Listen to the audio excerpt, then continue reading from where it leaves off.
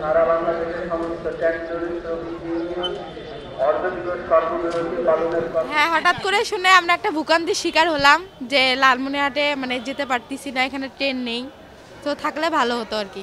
জনজীবনের ভোগান্তি তো দেখা যাচ্ছে যে আমরা নিয়মিত যাতায়াত করি, এখন হঠাৎ এটা বন্ধ হওয়াতে দেখা যাচ্ছে অনেকেই হতাশার মধ্যে পড়ে গেছে যে আমি কিভাবে যাব না যাব। আমরা দেখেন যে আমরা আজকে যাব, সব দিনকাল ঠিক করে রাখছি সময়, এখন আমাদের আজকে বাসা যাওয়া হচ্ছে না। এখন এটা কবে ঠিক হবে সেটাও তো আমরা বলতে পারতেছি না, ওরা তো জানা নেই আমাদের। এখন স্টুডেন্ট হিসাবে আমি চাই যে রেল স্টাফরা যে দাবি জানাচ্ছে তো সেটা আর কি তারা পুরোটাই আর কি দেখাশোনা করুক, যে উপর মহল আছে তো সেখান থেকে যদি সমাধান করতে পারে যত দ্রুত সম্ভব সমাধান করে এই রেল যোগাযোগ সচল করা উচিত বলে আমি মনে করি।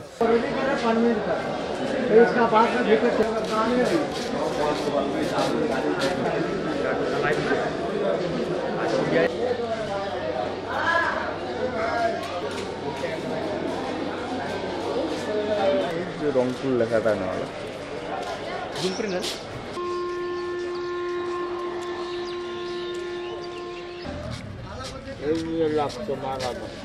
আমার শ্রমিক আহত সম্মানিত যানবাহন শ্রমিক ভাইয়েরা, না, টিকিট এখনো কাটিনি, এসে শুনলাম যে ট্রেন নাকি চলাচল বন্ধ। ট্রেনে যাতায়াত করতে মজা লাগে ওই জন্য। এই কাগজটা দেখলে বুঝতে পারবেন, দেখেন।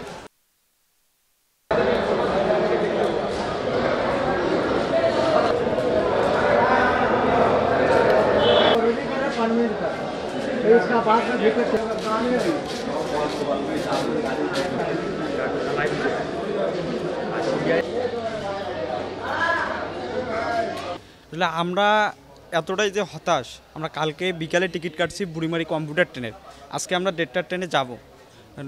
মর্নিংয়ে ম্যাচের বাজার করতে আসছি, এসে দেখি এই অবস্থা, ট্রেন অফ। আমরা যাব কেমনি এখন? টিকিটও তো আমরা কাটছি। মূলত যে কর্মবিরতি চলছে সেটা হচ্ছে রানিং স্টাফ, গার্ড, এলএম, টিটিদের। আমাদের যারা স্টেশন মাস্টার অন্যান্য যারা আছি তাদের না। আর এই কর্মবিরতির কারণে যে সমস্ত ট্রেন যাত্রা বিরতি হচ্ছে, অর্থাৎ যেগুলো ট্রেন চলাচল বন্ধ আছে সেগুলোর ব্যাপারে নির্দেশনা হচ্ছে যে যে সমস্ত ট্রেন আজকে চলাচল বন্ধ থাকবে, অর্থাৎ আজকে যে সমস্ত ট্রেনের যাত্রা বিরতি ক্যান্সেল করা হয়েছে সেগুলোর জন্য যারা টিকিট আগে থেকে কেটেছেন সেগুলো ক্যান্সেল করার বা রিফান্ড করার অপশন চালু করা হয়েছে। আপনারা অনলাইন কিংবা অফলাইনে কাউন্টারে এসে টিকিট ক্যান্সেল করতে পারবেন।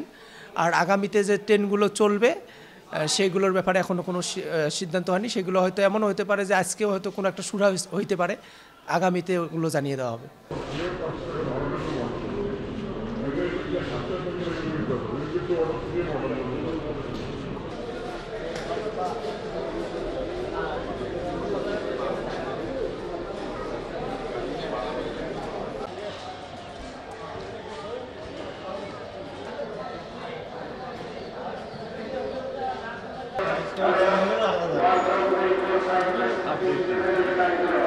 আপনার রানিং স্টাফদের ওদের আন্দোলন দীর্ঘদিন থেকে আন্দোলন করে আসছে মাইলেজের কারণে।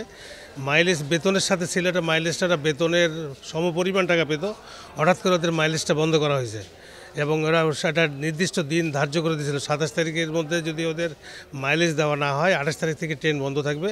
ঠিক 28 তারিখ রাত 12টা থেকে ট্রেনগুলো সব বন্ধ আছে।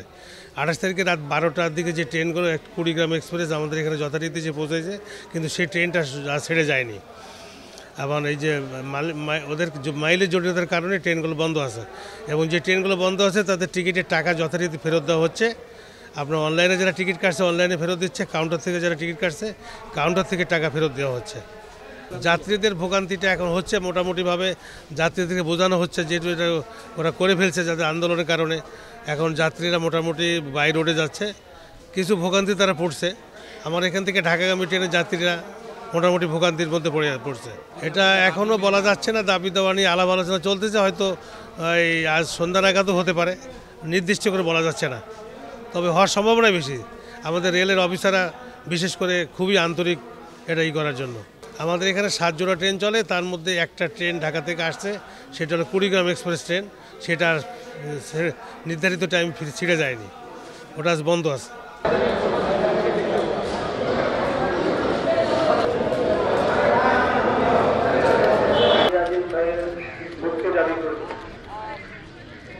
অন্যথায় বিসমিল্লাহির রহমানির রহিম দুনিয়ার মধ্যে